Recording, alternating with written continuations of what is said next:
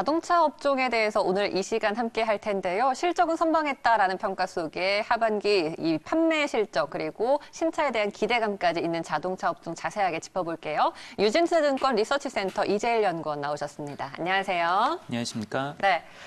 먼저 현대차 지난 3분기 이제 실적 발표를 다시 떠올려 보자면은 시장 기대치는 하회했지만 선방했다라는 평가는 있어요. 자세하게 좀 짚어주시죠.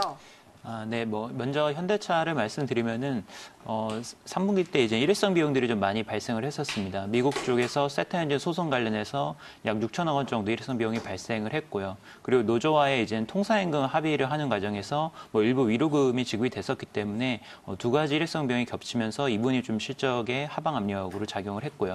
그리고 차량 판매 측면에서 보게 되면은 올해 상반기 때 팰리세이드가 굉장히 잘 팔렸었는데 대기 수요가 상당히 많음에도 불구하고 이제 수요 예측에 실패를 하면서 공급에서 좀 실패가 있었습니다. 따라서 상반기 때는 6,000대 가까이 팔리던 월에 이제 차량이 이제 3분기 들어와서는 2,000대대로 빠졌기 때문에 이 부분이 좀 실적에 부정적으로 작용을 했었습니다.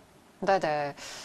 지금 현대차가 3분기에 실적이 조금 부진했던 이유가 일회성 비용 때문이기 때문에 이 비용을 감안하고 제외한다라고 하면은 의외로 본 사업 부문에서는 선방을 했다라는 그런 분석이 나오고 있는데 팰리세이드도 내수 수요가 예상치를 초과하면서 공급 부족까지 발생했고요. 또 4분기에는 신차 출시까지 기다리고 있기 때문에 실적 회복이 충분히 가능하다고 보십니까?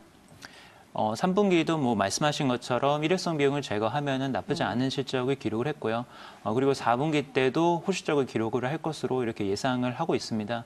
4분기 때 이제 기대되는 신차를 보게 되면은 제네시스 브랜드에서 GB80이라고 하는 SUV 신차가 나오게 되고요. 그리고 그랜저 같은 경우도 페이스리프트 모델이 나오게 되는데 이 모델이 페이스리프트 모델인데도 불구하고 신차급으로 외형이 변경돼서 나올 걸로 이렇게 예상이 되고 있습니다. 먼저 제네시스를 말씀드리면은 최초의 SUV 모델이기 때문에 이제 고급차 SUV 시장으로 처음으로 진출한다는 점에서 큰 의미가 있고요. 그리고 마진율을 봤을 때에도 이제 대중 브랜드보다는 아무래도 제네시스 같은 고급차 브랜드 쪽이 훨씬 더 마진이 높기 때문에 이 부분이 실제로 큰 기여를 할 걸로 기대를 하고 있습니다. 그리고 그랜저 같은 경우에도 기존의 현대차의 대표적인 베스트셀러 모델인데 많이 외형이 변경되면 변경될수록 이제 교체 수요를 촉진하는 효과가 있습니다. 그래서 디자인에 대해서 상당히 호불호가 갈리고 있는 상황이긴 하지만 많이 변경이 됐기 때문에 그만큼 교체 수요가 나타나면서 판매가 잘 될 것으로 좀 이렇게 예상을 하고 있습니다. 네네. 팰리세이드도 증산이 됩니까? 네. 그 3분기 때 앞서 말씀드린 것처럼 그 증산, 그러니까 팰리세이드 공급이 원활하지 못했기 때문에 판매가 원활하지 못했었는데 4분기 때는 이제 노조 합의를 통해서 이제 증산에 합의를 했고 그 증산된 물량들이 본격적으로 나오기 때문에 내수시장에서도 팰리세이드 판매가 회복이 될 것으로 이렇게 예상을 하고 있습니다. 그렇군요. 한편 기아차도 일회성 비용 관련 이슈가 있었죠. 그럼에도 실적은 또 선방을 했습니다. 네, 맞습니다. 기아차 같은 경우도 약 3천억 원 정도 그 세타 엔진 소송 관련 비용이 작용을 했었는데요. 그 부분을 제외하고 나서 본다면은 약 3분기 때 6천억 원 정도 영업이익이 났기 때문에 기대치를 상당히 좀 상회를 했다 이렇게 평가를 할 수 있습니다. 기아차가 이제 잘 나왔던 이유를 보게 되면 내수시장에서 굉장히 판매가 잘 됐었습니다. 앞서 말씀드린 것처럼 현대차가 팰리세이드 공급이 원활하지 못하기 때문에 SUV 쪽에서 좀 반사수혜를 봤었던 측면이 있고요. 그리고 그랜저가 페이스리프트 모델 이 출시가 연말에 있기 때문에 거기에 대해서 이제 대기 수요가 많이 있었고 K7이 상대적으로 또 반사 수혜를 입은 측면이 있습니다. 그래서 결론적으로는 내수에서 좀 판매가 잘 된 점이 크게 작용을 했고 또 환율 조건도 3분기 때 상당히 좋았었는데 기아차가 수출 비중이 높기 때문에 환율을 통해서 얻을 수 있는 이 포션이 더 높기 때문에 그 부분도 이제 좀 작용을 했습니다. 네네. 기아차는 또 현대차에 비해서 비용 통제 능력이 우수해 보이는데 성장성이 관건일 것 같아요. 추후 성장 전략이 궁금한데요.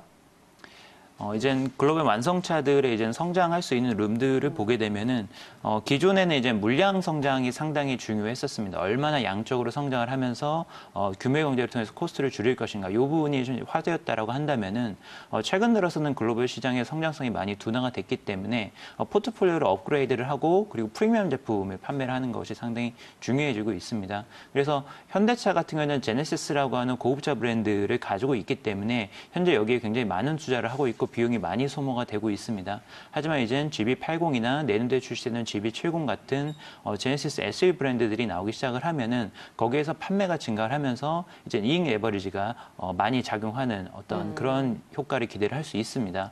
그리고 수소차 같은 경우에도 기아차는 현재 수소차 모델을 내고 있지 않지만 현대차는 수소차 쪽으로 지금 많이 집중을 하고 있는데요.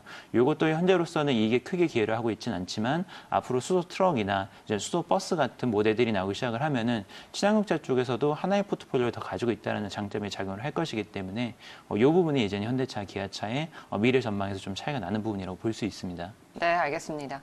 현대모비스 얘기를 좀 해볼까요? 역시 기대치를 상회한 호실적을 기록했는데 특히 친환경차와 관련된 실적이 두드러졌죠. 네, 맞습니다. 현대모비스의 친환경차 관련된 부분이 이제 전동화 매출이라는 형식으로 이제 발표가 되고 있는데요. 이 부분이 올해 상반기에도 약 80% 정도 YoY 성장률을 보였었고 3분기 때도 60%대의 성장성을 보였습니다. 거의 매년 이제는 이렇게 100%에 가까운 고성장세를 지속을 하고 있는데 지금 글로벌 시장의 변화 트렌드를 보게 되면은 친환경차 쪽으로 이제 많이 무게중심이 옮겨가고 있습니다. 현대모비스는 기존에는 모듈이라고 해서 단순 조립 부품을 현대기아차 쪽으로 많이 납품을 하는 어떤 비즈니스 구조를 가지고 있었는데 이제는 점점 더 어떤 친환경차나 자율주행차 같은 어떤 미래차 쪽으로 옮겨가면서 영역이 점점 더 넓어지고 있는 그런 기업이라고 볼 수 있습니다. 그래서 이 부분이 상당히 이제 좀 자동차 부품 포트폴리오에서 긍정적으로 작용을 했고요. 그리고 AS 부분도 이제 이익에서 빼놓을 수 없는 부분인데 AS도 이제 재고 관리를 원활하게 하고 그리고 이제 동선의 효율성을 늘리면서 어떤 운송 비용 같은 걸 줄였기 때문에 이 부분이 또 이익 개선에 크게 작용을 했습니다. 네, 현대모비스는 전기차 부품 공급도 뭐 기본으로 하고 자율주행차 쪽으로도 사업 영역을 넓혀가고 있잖아요. 현재 상황 어떤가요? 최근에 이제 자율주행차 쪽으로 큰 딜이 한 건이 있었는데요. 미국의 앱티브라고 하는 자율주행 솔루션 전문 업체랑 현대차 그룹 3사가 이제 JV를 체결을 했습니다. 여기에서 이제 현대모비스가 약 10% 정도 이제 지분 참여를 했는데요. 앱티브는 글로벌 어떤 자율주행 순위를 봤었을 때 3위나 4위 정도에 해당하는 선도 업체라고 볼 수 있습니다. 근데 이러한 업체와 JV를 만들어서 공동으로 연구 개발을 한다라는 거는 결국에는 기존의 현대모비스가 갖추지 못했었던 어떤 레벨 4나 5의 단계에 해당하는 완전 자율주행 기술에 대해서 이제 액세스할 수 있는 권한을 확보했다라고 볼 수 있기 때문에 어떤 점프를 할 수 있는 계기가 마련됐다라고 볼 수 있고요. 그리고 최근에 또 한 건의 투자 건이 있었던 게 미국의 라이다 제조사인 벨로다인이라고 하는 회사에 지분 투자를 했습니다. 벨로다인사 같은 경우에는 구글에 이제 라이다를 제공을 해서 상당히 이름이 잘 알려져 있는 업체인데 이 회사에도 투자를 했다라는 건 결국에는 앞으로 라이다 관련된 밸류체인 쪽으로도 진출할 수 있다라는 의미이기 때문에 상당히 큰 행보들이 요즘 많이 나타나고 있다 이렇게 평가를 할 수 있습니다. 네, 알겠습니다. 그리고 이제 뭐 지금 현대차 그룹주들 하나씩 짚어봤는데 우리 국내 기업은 아니지만 국내 시장에 또 영향을 주고 있는 기업이죠. 테슬라 얘기를 좀 해보겠습니다. 테슬라가 흑자 전에 서프라이즈를 보여주면서 국내에서는 이 관련해서 2차 전지 관련 업체들의 주가가 크게 올랐습니다. 시장에서는 뭐 적자 지속을 이어갈 것으로 예상을 했었는데 의외의 깜짝 실적이었어요. 네, 맞습니다. 테슬라가 이제 3분기 때 좀 우려를 불러일으켰던 요인이 뭐가 있었냐면은 미국 시장에서 현재 인센티브가 좀 줄어들고 있는 상황이기 때문에 3분기 때 이제 인센티브가 줄어들면서 손익이 악화되지 않겠느냐라는 우려들이 존재를 했었습니다. 근데 현재 테슬라의 판매 실적을 보게 되면은 3분기 때 거의 10만 대를 약간 못 미치는 수준을 기록을 하면서 이제는 사상 최대 분기 판매치를 기록을 했고요. 그리고 자율주행 솔루션 쪽으로도 이제는 의미 있는 행보를 보여주면서 이익이 적자를 기록을 할 것을 예상을 했지만 흑자를 기록을 했다 이렇게 평가를 할 수 있습니다. 이 자율주행 솔루션에 대한 부분을 말씀을 드리면은 이거는 좀 하드웨어적인 것보다는 소프트웨어적인 부분이 크기 때문에 사실 추가적인 비용은 거의 없는 상황에서 이익을 낼 수 있는 좀 고마진 솔루션이라고 볼 수 있습니다. 테슬라가 이번에 공개를 했었던 거는 스마트 서몬이라고 해서 주차장 같은 곳에서 테슬라 운전자가 차를 호출할 경우에 차가 자율주행으로 운전을 해서 운전자에게 찾아오는 이런 기능을 이번에 업데이트를 했습니다. 그리고 이거를 업데이트를 하면서 동시에 테슬라 시어터나 아니면 각종 엔터테인먼트 기능들을 같이 업데이트를 하면서 소비자들한테 패키지로 판매를 했었고요. 이 부분이 매출로 인식이 되면서 마진율이 개선된 효과가 있었습니다. 그래서 테슬라가 지금은 전기차로 많이 알려져 있는 상황이지만 전기차 쪽에서도 계속해서 성장세를 이어나가고 있고 거기다 추가적으로 자율주행 솔루션 쪽에서도 상당히 의미 있는 행보를 보이면서 미래차 분야에서 좀 선도적인 입지를 지금 다지고 있다고 볼 수 있습니다. 자율주행차에서도 지금 테슬라의 행보가 계속해서 이어지고 있네요. 뿐만 아니라 뭐 4분기나 내년까지 또 긍정적인 가이던스를 제시하고 있다면서요. 내년도 전망 어때요? 앞으로의 이제 테슬라의 일정을 보게 되면은 일단 지금 상해 공장의 가동이 첫 번째로 이슈가 될 것 같습니다. 지금 시험 가동이 진행 중이고요. 올해 연말쯤이 되면은 월 3,000대에서 4,000대 정도 물량을 생산할 수 있는 상태를 만들려고 지금 테슬라에서 계획을 하고 있습니다. 내년도부터 본격적으로 가동을 하면서 중국 시장에서 모델 3를 본격 양산하는 단계에 접어들게 될 것 같고요. 그리고 테슬라의 다음 모델인 모델 Y가 내년 여름쯤에 이제 출시가 될 것 같습니다. 그렇게 되면은 이제 모델 Y 같은 경우는 CUV 모델이기 때문에 모델 3보다도 시장 수요가 더 높을 것으로 테슬라는 예상을 하고 있기 때문에 모델 3에 의해서 한 번 더 레벨업을 하는 계기가 될 것 같습니다.